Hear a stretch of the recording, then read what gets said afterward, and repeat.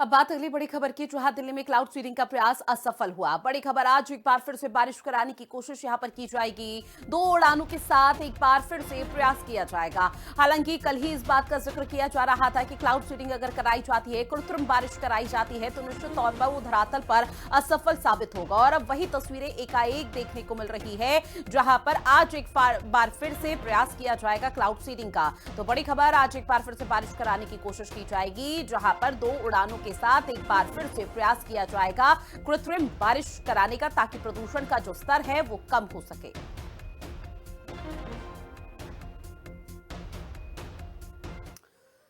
वहीं दिल्ली एनसीआर में वायु प्रदूषण से निपटने के लिए क्लाउड सीडिंग का एक और सफल ट्रायल हुआ है। आपको बता दें कि दिल्ली के पर्यावरण मंत्री मनजिंदर सिंह सिरसा ने बताया कि ये ट्रायल एक सेसना प्लेन के जरिए किया गया, जो मेरठ से दिल्ली के लिए उड़ा था। ये क्लाउड सीडिंग खेकड़ा, बुराड़ी, मयूर विहार और बाकी इलाकों में किया गया। साथ ही दिल्ली में BS6 वाहनों पर भी बैन लगा दिया गया, ताकि दिल्ली की हवा साफ हो सके। रिपोर्ट देखिए। दिल्ली एनसीआर में प्रदूषण से निपटने के लिए क्लाउड सीडिंग का एक और सफल ट्रायल किया गया। दिल्ली के पर्यावरण मंत्री मनजिंदर सिंह सिरसा ने जानकारी दी कि यह ट्रायल एक सेसना प्लेन के जरिए किया गया, जो मेरठ से दिल्ली के लिए उड़ा था। ये क्लाउड सीडिंग खेकड़ा, बुराड़ी, मयूर विहार और बाकी इलाकों में की गई। इस पूरी प्रक्रिया में 8 फ्लेयर का उपयोग किया गया और ये पूरा प्रोसेस लगभग आधे घंटे तक चला। ऐसा मानना है कि हमें हर तरह की ट्रायल हम कर रहे हैं कि कितने मॉइस्चर के अंदर ये हम कर पाएंगे, क्योंकि अभी जो इससे पहले ट्रायल हुई थी तो 15 से 20% माना जा रहा था कि मॉइस्चर था बादलों में, जो कि बहुत कम नमी थी। इसके अंदर अगर हम कामयाबी हासिल करते तो ये अपने आप में एक ऐतिहासिक कामयाबी होगी। IIT कानपुर काफ़ी बड़े स्तर पर सैंपल्स को इकट्ठा कर रहा है, उनकी ग्राउंड में टीम्स भी काम कर रही हैं। दूसरी क्राउड सीडिंग के लिए भी, ये जो पहली क्राउड सीडिंग थी ये मेरठ से चलकर और करोलबाग तक के आसपास के एरिया में, डाउन ऑफ द करोलबाग तक गई थी, बुराड़ी इलाके के अंदर भी, और ये हमारा जो पीछे का एरिया जितना है इसके अंदर वो करके गए थे। आपको बता दें कि दिवाली के बाद दिल्ली एनसीआर में प्रदूषण का स्तर बढ़ गया था। AQI अब भी बेहद खराब है, जिसको लेकर ये क्लाउड सीडिंग कराई गई। तो हर चीज़ को हमने ट्राई किया है और इसीलिए क्लाउड सीडिंग को भी हमने एक ट्रायल दिया है कि इसके माध्यम से यदि दिल्ली के पॉल्यूशन की समस्या का समाधान हो सकता है तो हमें करना चाहिए। पर ये एक एक्सपेरिमेंट है, देखते हैं इसमें से क्या निकल के आता है।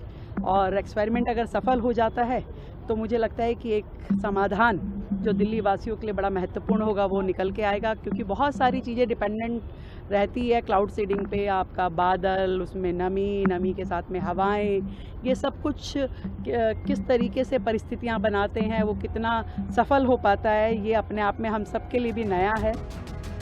ये क्लाउड सीडिंग भारतीय मौसम विज्ञान विभाग और दिल्ली सरकार के पर्यावरण विभाग से मंजूरी मिलने के बाद की गई है।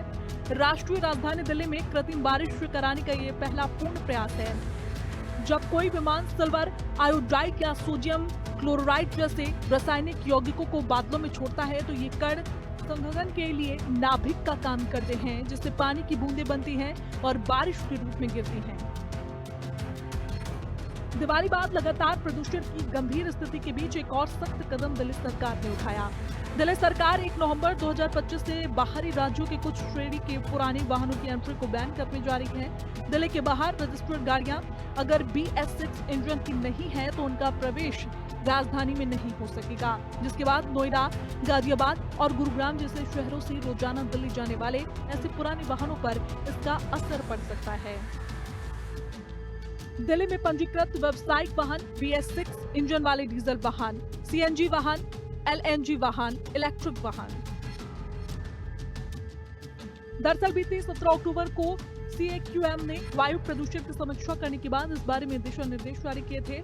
इसके बाद दिल्ली ट्रांसपोर्ट डिपार्टमेंट ने ये कदम उठाया है। ब्यूरो रिपोर्ट की खबर।